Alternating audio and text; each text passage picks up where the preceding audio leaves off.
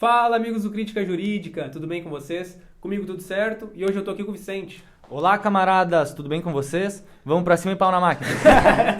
Hoje vamos falar então principalmente, sobre a China, que é um assunto constante aqui no canal. A gente sempre acha que vale a pena falar sobre esse país, vamos falar principalmente se baseando nesse livro daqui, China, o Socialismo do Século XXI, do professor Elias Jabbour, né, Vi? Que é o professor que a gente considera que mais entende sobre a China e que mais vem pensando a China ao longo do tempo, né? Então é impossível a gente desconsiderar a perspectiva que o prof. Elias Jabbour vem estudando. Perfeito. Então, pessoal, para falar de China, a gente tem que ter noção de que em 49, após a Revolução, o Partido Comunista Chinês assume o poder, certo? Mas foi só ali em 76, depois de 76, mais especificamente em 78, onde as reformas industriais começam de verdade, com Deng Xiaoping. Com o entendimento da alta cúpula chinesa, né? É importante trazer também. Perfeito. Que o entendimento da alta cúpula chinesa era de que eles precisavam desenvolver as forças produtivas da sociedade, até porque o país ainda era considerado atrasado e com forte presença da agricultura na sua economia. E a gente tinha ao redor ali da influência asiática, do setor asiático do globo, a gente tinha o desenvolvimento da Coreia do Sul, do Japão e de países que tinham como zona de influência o Império Americano, né? Ou seja, investimentos dos Estados Unidos da América e que estavam concentrados em desenvolver as forças produtivas da sociedade para contrapor qualquer tipo de desenvolvimento chinês. Perfeito. Né? Então a alta cúpula entendeu que não seria possível um socialismo de século XXI ou um socialismo pós-década de 80 se eles não desenvolvessem as forças produtivas da sociedade chinesa a ponto de garantir o bem-estar da sua sociedade e conseguir aí ter saltos de produtividade, saltos intelectuais, saltos tecnológicos, né? E tá sempre perto da fronteira científica. Perfeito. O objetivo, inclusive, das pequenas produções mercantis era acabar com a escassez alimentícia, sim. Que era uma coisa que afetava muito a China. Essa pequena produção mercantil depois evoluiu para as TVS, que eram as Townships and Villages, e depois para os conglomerados empresariais estatais, que é o que hoje puxa aí a China economicamente, porque são as empresas que investem na indústria, na infraestrutura, na construção civil, principalmente com muita influência do governo chinês, mediante um órgão específico para isso. E eles vêm puxando essa dinâmica da economia chinesa, eu acho também. Perfeito. Porque principalmente por dominarem boa parte dos setores econômicos da China, eles não se concentram apenas na sua própria concentração e reprodução do seu capital. Claro. Eles têm uma fundamental importância no investimento da sociedade, das pequenas e médias empresas, ou produções de pequeno porte. E, inclusive, o Partido Comunista Chinês faz com que aqueles que trabalham nos setores financeiros ou que são dos conglomerados de grande porte do setor financeiro fazem com que essas finanças públicas sejam direcionadas para as cadeias produtivas da sociedade. Perfeito. E isso é muito utilizado na China também, muito bacana trazer os bancos estatais, que foram criados ali na década de 90. Principalmente desenvolvidos na década de 90, Ali foi o boom dos bancos públicos. Perfeito. O Banco Popular da China, se não me engano, e o Big Four, que são outros bancos estatais, principalmente focados, pessoal, no desenvolvimento da indústria, na produção, nos investimentos de longo prazo, coisas que bancos comerciais não visam. E isso é extremamente interessante, porque quando os bancos públicos têm essa perspectiva de longo prazo, a construção que eles estão fazendo para o seu país é uma construção que visa principalmente o planejamento econômico. Perfeito. Então isso é uma coisa que o Elias também traz, que eu acho que é muito interessante, que é a economia chinesa também é uma economia bem planificada. Perfeito. O que é muito importante. O que é muito importante. E diferente da época da União Soviética, onde tinha que ser planificada no papel, Hoje em dia é feito com dados, Hoje em dia a gente tem as tecnologias de informação para fazer todo o planejamento econômico. Sim, de fato. Então é muito mais apurado aquilo que vem pela tecnologia de informação para conseguir planejar a economia. Porque não é fácil planejar uma economia. Não. Inclusive o Elias traz isso. Acho que num outro artigo que ele escreve, não me lembro bem agora, mas ele traz que a economia chinesa seria uma junção de economia monetária, do desenvolvimento das forças das finanças públicas, um keynesianismo para estruturar as forças desenvolvimentistas da sociedade e principalmente uma planificação soviética. Perfeito. E eu acho que isso ajuda também a entender por que a economia chinesa é tão dinâmica. Porque Sim, ela de usa de fato. muitos artifícios. Claro, ela não é um né? socialismo puro. Né? Exato, ela não usa só do marxismo, Sim, sim. sabe? Para resolver seus problemas e suas contradições. Claro. Até porque ela vem de um sistema capitalista, né? Exato. Né? Então eu acho que isso é muito interessante Sim, total. de pensar a abordagem da economia chinesa. Né? É Sim. pensar toda essa junção que eles fazem para planificar a própria economia e a economia ao longo do tempo, para cumprir as metas de longo prazo, acabar sendo bem apurado, bem específico naquilo que eles estão planejando. Claro. E essa planificação também faz com que todos os órgãos, todas as empresas estatais, os bancos, caminhem juntos, com um objetivo em comum. Né? Se a economia quer alcançar X coisa, todos esses órgãos estatais vão caminhar nesse sentido. Entendeu? Não é uma coisa que cada um vai se buscar o seu lucro e era isso. Entende? Todo tudo mundo bem direcionado. Claro, é planificado, é planejado, pessoal. O que toda economia devia ser. Né? Apesar, é uma gestão de um país. E a China faz isso muito bem, pessoal. Dando também financiamentos para pequenos e micro, né? Coisa que aqui hoje em dia é difícil, né? Quem ganha financiamento é quem tem dinheiro, quem é grande, né? Quem não precisa do financiamento. Mas o banco vai lucrar, enfim. Né? E na China isso não é assim. O direcionamento lá da finança pública é muito mais para ser um motor das pequenas e médias empresas, né? Perfeito. Do que como se fosse aqui que é um cassino para grande empresariado, né? Perfeito. Isso é muito bacana de eu trazer que o cassino, né? Tu falou em cassino, eu lembrei. O sistema financeiro aqui, ele é usado como um cassino, né? A gente sabe isso. Capitalismo ocidental.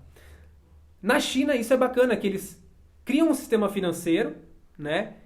Que de fato é utilizado como ferramenta, né? Para atingir determinados objetivos, para atingir determinados planos e projetos do governo. Né? Como foi com as ferrovias deles, né? Como foi com os trens de alta velocidade.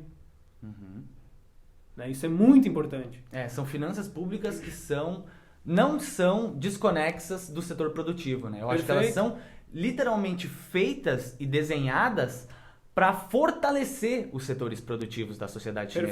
Perfeito. Diferente daqui, que é feito... o objetivo delas. Aqui, por exemplo, onde a gente vive, no Brasil, que é uma das zonas de influência aí do imperialismo americano, como é que funciona? Qualquer lugar da esfera de influência americana, esfera de influência estadunidense, funciona assim. O mercado financeiro é feito para expropriar o excedente social. Perfeito. Né? Para fazer um big cassino. Né? E aí ficar brincando ali de quem é que pega mais excedente social das pessoas. Perfeito. Né? Perfeito. Enquanto que lá não, lá é desenhado para garantir o próprio desenvolvimento dos setores produtivos da sociedade. Perfeito. Inclusive o excedente de muitas empresas, ele já é calculado para ser investido nessa mesma empresa. Coisa que aqui não acontece às vezes. A maioria das empresas privadas não investe em excedente. Pega para si o empresário e deu, ou divide em ações. Né? E por exemplo, esse sistema dos bancos que a gente falou, eu vi ontem o debate do RS do Rio Grande do Sul na Band, o pessoal querendo privatizar a Banrisul. Né? Olha isso, a China está anos-luz na frente e eles têm banco estatal, a dar e varrer. E nós estamos privatizando o Banrisul. É que aqui tá, né? O foco da vasta maioria da burguesia brasileira ainda está em concentrar lucros de curto prazo. Claro, isso né? de fato. Enquanto, por exemplo, quem está ali em função de chefia de um grande conglomerado chinês, ele está muito mais vinculado e ele sabe que ele tem que cumprir aquilo que ele é estritamente vinculado ao Partido Comunista Chinês. Perfeito. Né? Senão ele sabe que ele é removido, essa peça cai fora. Perfeito. Tá certo? Não existe ele lá ser dono da propriedade privada de exploração. Não, o Partido Comunista Chinês não funciona assim. Perfeito. É só a gente ver o caso daquele Jack Ma, né? De fato, claro, tá louco. Pode falar. Inclusive, isso que tava falando aí do crescimento da burguesia mostra o quão é planificado e bem planejado, né? Porque até a permissão de um crescimento da burguesia, né? Até isso é o Estado que controla, né? Até para também nivelar a igualdade, né? Para não ter uma desigualdade social tão gritante, apesar de ter, né? A gente sabe que é muita gente lá na China, né?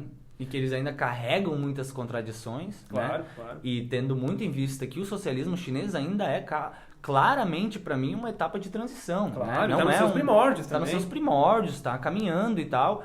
E eu acho que ainda tem muito trabalho a ser feito, né? Eles ainda vão construir uma coisa muito maior, muito mais completa, vamos chamar assim. Sim, né? sim. Muito mais bem estruturada, né? Com menos contradições. Com menos contradições. Menos vinculada, claro. talvez, ao capitalismo. Claro, né? claro.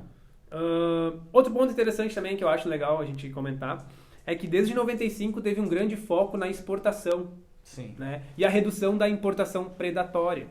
Né? Porque a gente vê em muitos países, também como o Brasil, condenados a exportar matéria-prima e ficar importando bem manufaturado.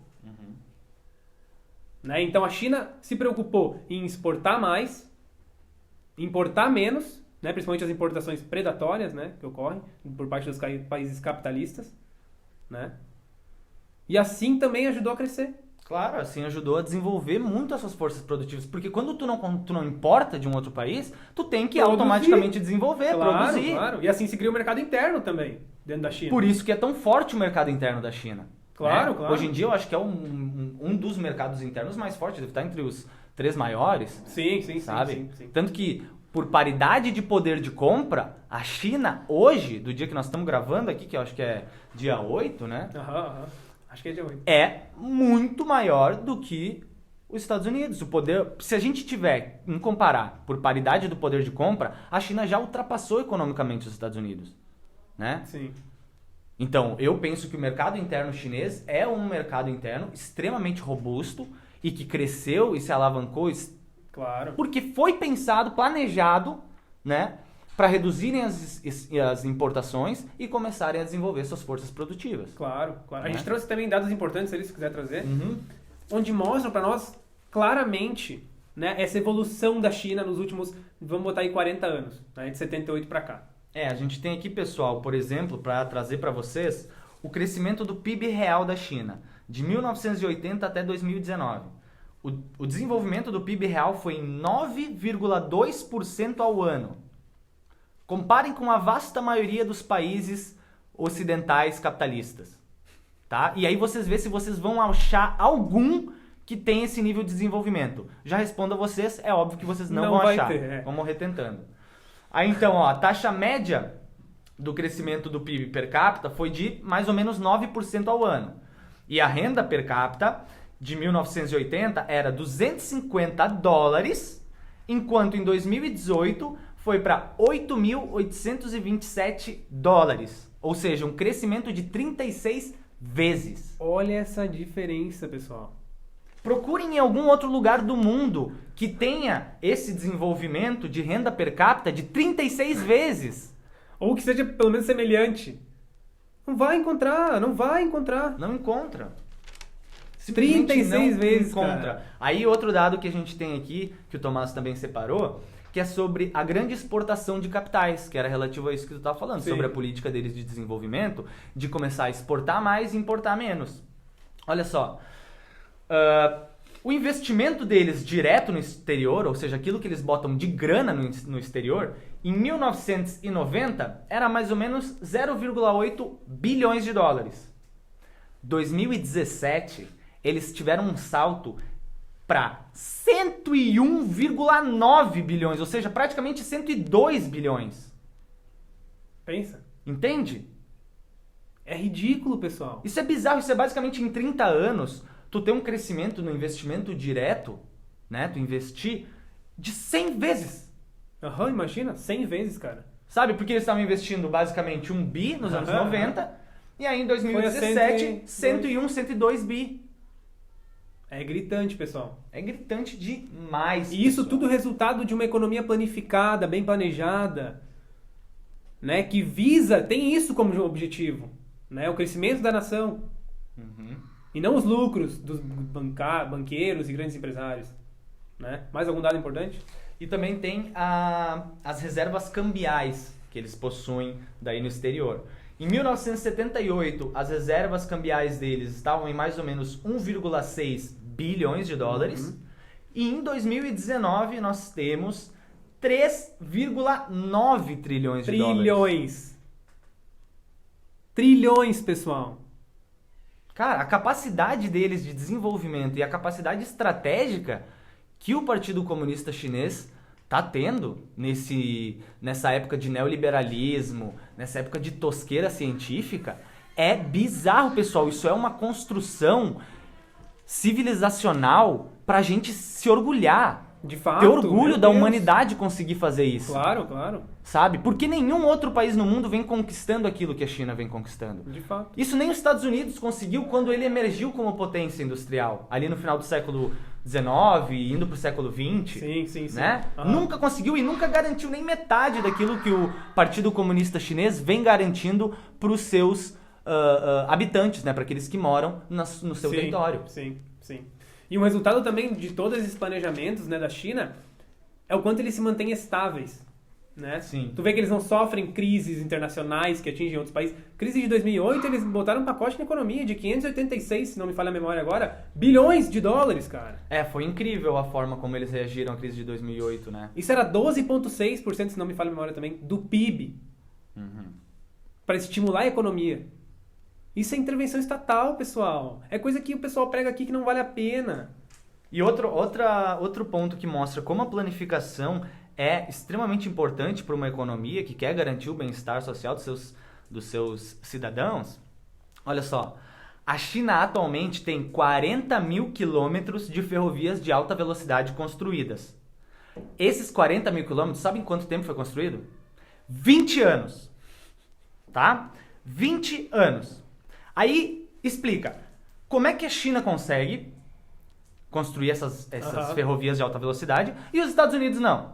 Né? Porque as infraestruturas dos Estados Unidos estão se deteriorando cada vez mais. Né? O investimento em infraestrutura nos Estados Unidos não acontece. E apesar de ser o país mais rico do mundo, os Estados Unidos não tem uma única linha de alta velocidade. Então explica isso pra mim, como o país capitalista mais desenvolvido do mundo não consegue fazer uma porra de uma linha de alta velocidade, enquanto que um país que é considerado aqui pela vasta maioria dos intelectuais, que dominam aí a mídia burguesa, falam, a China é atrasada, a China é retrógrada, a China é o passado, a China não representa o futuro, é autoritária. Então me prove como é que a China consegue organizar uma economia nesse ponto e construir 40 mil quilômetros de ferrovia de alta velocidade, enquanto nenhum país capitalista e que tem a mesma dimensão continental que tem a China, e que seria interessante usar essas ferrovias de alta velocidade, não fazem. Sim. Tá? Outro exemplo, claro, que a gente poderia trazer é o Brasil. O Brasil é continental, não é? E aí a gente tem algum trem de alta velocidade? A gente é capitalista, né? A gente é sociedade riquinha, desenvolvidinha, né? Que é o que eles dizem, né? Nos prometem. Que se prega, E aí a gente não tem linha de alta velocidade, a gente não tem um serviço público de transporte decente, coisa que a China lá tem. Porque investe em indústria, pessoal. Investe pesado nisso. Investe pesado em serviço público. Perfeito. Né? Na infraestrutura também. Perfeito. Tá certo? Aí outra comparação que se a gente quiser pegar, o Brasil não tem, né, linha de alta velocidade ou até mesmo linha férrea, né? No Brasil tá tudo abandonado. Mas aí, então a gente pode pegar e falar sobre a Índia. Porque a Índia também é um país capitalista. Também tem certas dimensões continentais, claro que não é tão extenso quanto a China, né? Mas é um país bem grande. E vamos pegar no mesmo período, né, de 1990 a 2017, que foi quando a China construiu essa malha ferroviária deles. Olha só, a gente tem aqui, ó, vou pegar para vocês. A China aumentou entre 1990 e 2017 sua malha ferroviária em 134 mil quilômetros de extensão. Isso é a malha ferroviária, não é aquela de alta velocidade, tá? Isso é o total. No mesmo período, a Índia, como eu disse pra vocês, que é um país capitalista, um país grande de dimensões continentais, só construiu 4 mil quilômetros.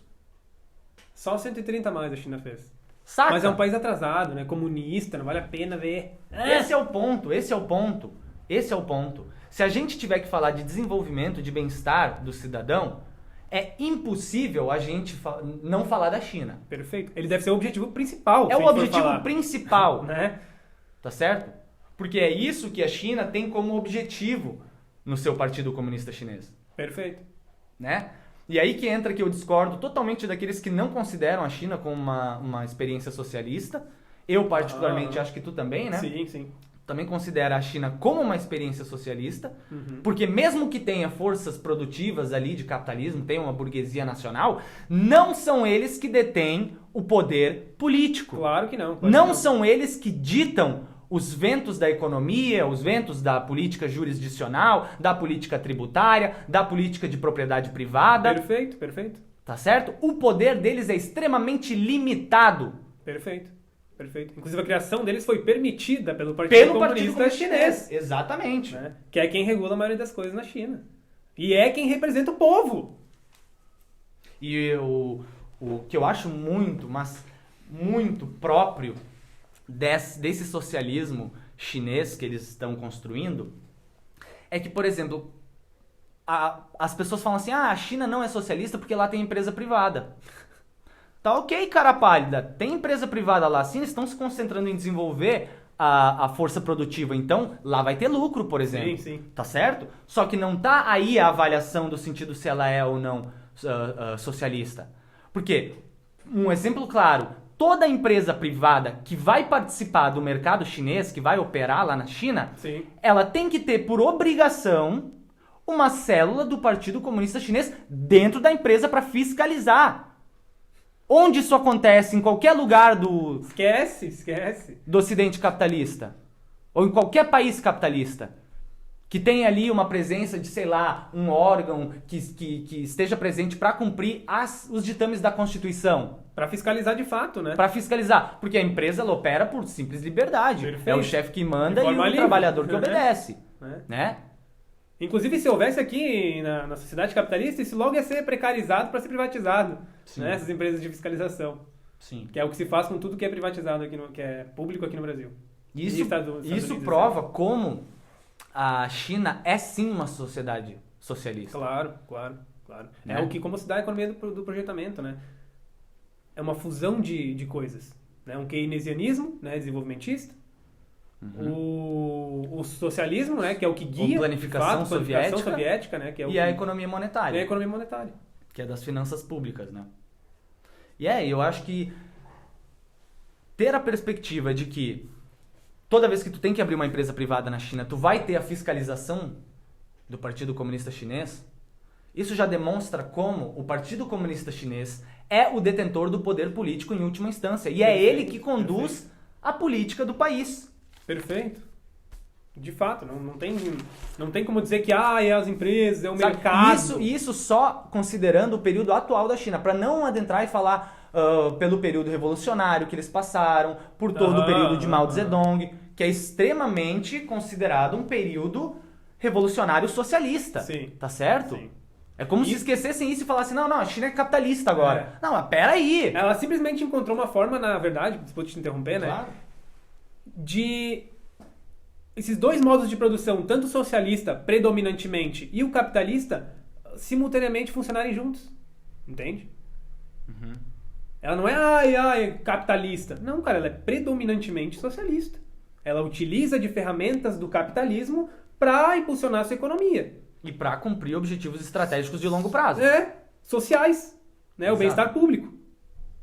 Exato. Lá não tem bilionário ditando política econômica. Perfeito. Isso não acontece lá. Aqui não, porque tem a elite do atraso, que é como o Gessé caracteriza. Né? Lá não tem elite do atraso. É aqui que tem. Né? No nosso capitalismo podre. Baseado em exploração do trabalho. E a elite do atraso lá sabe que se ela tiver que conseguir fazer alguma conquista contrária ao Partido Comunista Chinês, isso vai ser uma briga fatricida dentro do partido. Perfeito. Né? Porque o partido tem várias divisões ideológicas ali dentro e eles guerreiam para conseguir fazer com que, tenha um ponto de discordância livre dentro do partido, né? Então, quando um burguesinho safado, um milionário, um bilionário quer tentar conduzir ou manejar políticas dentro do partido, ele vai sofrer muita represália. Claro. Né? Pode falar. Porque não é, o que eu ia dizer é que não é só o partido que tem um entendimento socialista. A vasta maioria das organizações institucionais da China são direcionadas ao socialismo. Claro. Foi para isso que foram criadas, é assim que cresceram, né? Buscando o socialismo. Né? E é só tu pensar nas formas que se dá, por exemplo, a organização da estrutura empresarial chinesa. é muito diferente da brasileira ou da estadunidense, da europeia. Por quê? Lá na China eles têm uma concentração bem vasta de sistemas de cooperativas, como tu falou, bancos públicos de desenvolvimento de longo prazo, né? Sim. O foco tremendo nas finanças públicas de desenvolvimento daí para pequena e médio propriedade, sendo que essas propriedades não são daí do indivíduo. Do produtor de fato, né? Do A terra pertence ao Estado. Sim. Tá certo? Sim. A grande participação dos conglomerados na economia chinesa. Na economia chinesa. Puxa. Inclusive, fazem parte aí da lista das Forbes 500, né? Que são as maiores empresas aí do mundo.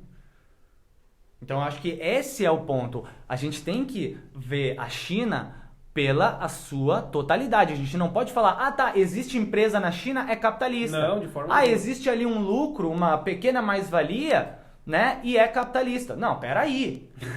Eu até concordo que exista lucro, existe mais-valia na China, mas a divisão da riqueza social, do excedente social produzido, é muito mais igual do que em qualquer país capitalista existente. Perfeito. Né? E além do que todos os arranjos institucionais que tem na China são produzidos para o socialismo e pelo socialismo. Perfeito. Né? Perfeito. Enquanto que, por exemplo, aqui no capitalismo, a gente constrói instituições à nossa semelhança, que são instituições, mesmo que sejam políticas, são instituições capitalistas. De fato. Né? De fato. Buscam lucro. Buscam o lucro Nada mais do que em isso. essência. O lucro mediante exploração do trabalhador. Né? Então, eu acho que era... E tu tinha mais alguma coisa que tu gostaria de trazer? Cara, só se tiver mais um dado ali interessante pra gente trazer de percentual. Não, eu acho que não, assim, que só tem que mais vale a algumas pena coisas isso. anotadas de taxa de câmbio e tal, mas eu acho que daí fica muito específico pra galera, né? Sim, total. Eu acho que o principal é isso que a gente trouxe, né? Demonstrando como esse socialismo do século XXI vem tendo conquistas fenomenais, Sim, né? de fato. Vem assegurando cada Isso vez é mais o inegável. bem-estar social da população chinesa, vem cada vez mais tendo uma participação na economia internacional e nos ditames da política internacional também. Verdade. Inclusive a gente vê aí todo esse lance com Taiwan, a divisão política se acentuando entre Estados Unidos e China. Sim. Né? A própria presença da Nancy lá indo contra o acordo, né, que eles tinham. O que uma coisa importante também que o camarada do portal Fio do Tempo, o Lúcio, comentou, que também mostra muito como é um sinal de desespero. Claro. Capitalismo americano. Do imperialismo americano, de fato. Inclusive nós tivemos um comentário no canal falando isso, né? Que isso mostra muito o desespero dos americanos. E mostra, né, pessoal, já estava sendo mostrado na situação da Ucrânia e da Rússia, né? Mas aí depois desse BO todo, desse vexame que sofreu os Estados Unidos, eles tinham que arrumar mais uma confusão, né? Porque o desespero é muito. E o desespero é tão grande, porque na pandemia a gente teve 1 milhão de mortes aí nos Estados Unidos. E a gente teve quantos na China? 5 mil? 6 mil mortes? E o problema foi o lockdown. Sabe? Isso a gente vai trazer um vídeo aqui, inclusive, abrindo um parênteses, sobre a diferença do lockdown chinês, né, e o lockdown feito nos países capitalistas aí. Vamos ver se o problema da pandemia e da economia foi o lockdown.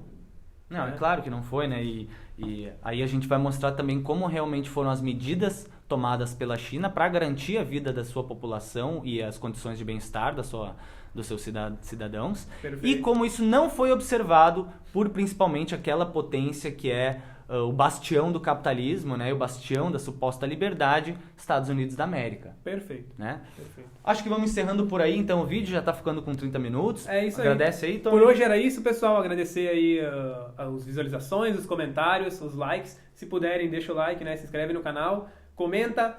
Quem puder aí, fica a dica então de leitura.